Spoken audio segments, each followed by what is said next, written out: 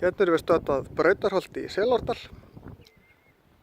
Hér bjó Samúel Jónsson, myndhöggvari.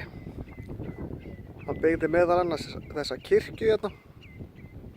Hann bjó til altaristöflu sem hann vildi gefa kirkjunni í Selárdal. En íbúarnir vildi hann ekki, þannig að hann byggði bara kirkju utan altaristöfluna sína. Það var með áttrætt þegar hann byggði þessa kirkju og hann átti bara nóg af 1,6 spýtum fyrir 1 mót af steypu í einu. Þannig að hann byggði 1,6 tóma hæð í einu. Þannig að það tók hann svolítið tíma að steypa þessa kirkju. En hann bjó til mikið af fallegum listaverkum.